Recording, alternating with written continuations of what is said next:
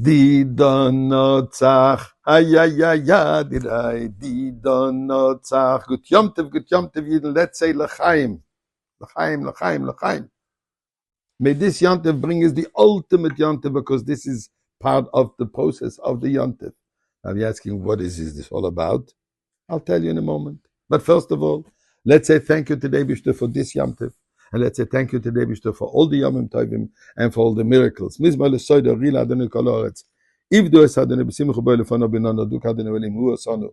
V'lo anach na'amu v'tzoy marisa bo yishor b'soida chatzroise b'silo. Hoidu le'bochu shemoy ki toy v'adonu le'lom chazdoi. V'adoy v'adoy emunosoi. I guess some l'chaim has an effect on the voice too. So my friends, let's give some tzedakah in this extremely auspicious day.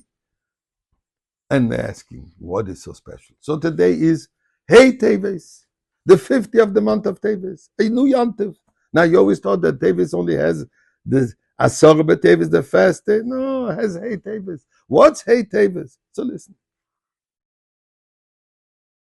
In 1987, on this very day, the United States Court, Superior Court, decisively ruled that the vast rare library, which is housed in 770, the Chabad, the Rebbe's world headquarters, the library which was established by the previous Rebbe, that the previous Rebbe miraculously saved from war-torn Europe, and he brought it to New York, to 770, that this library belongs to the entire Chabad movement. So you say, so what? So listen.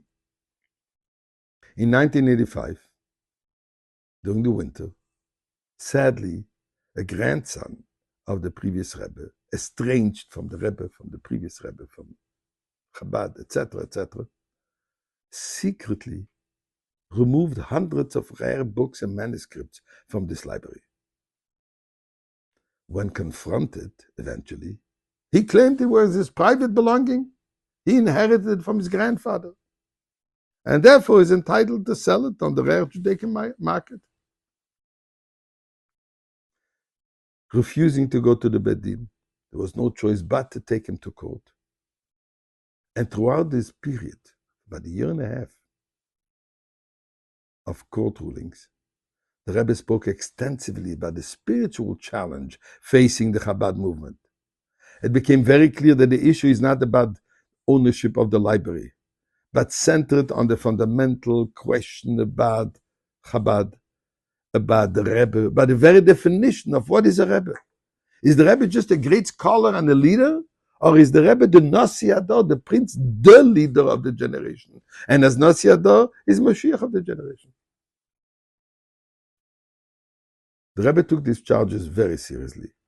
Throughout the trial, the Rebbe fasted and visited the oil of the previous Rebbe 5 days a week, where usually would only go twice a month. The Rebbe highlighted to the lawyers representing Chabad a letter of the previous Rebbe written to Professor Alexander Marx, and where it states that this library was not a personal collection, but a repository of invaluable works of infinite value to the Jewish people, and it belongs to the entire movement. The defendants claimed that this letter was written during wartime and was written for the purpose of the German Nazi censors, but really, it's not true.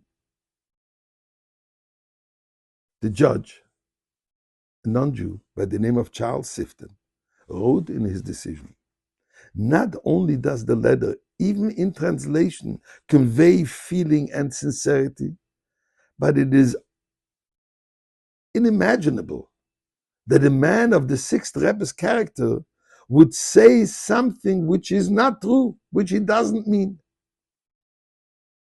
In fact, when the Rebbetzin Chaim Bushke, the Rebbe's wife, was questioned on the oath, to whom do these books belong?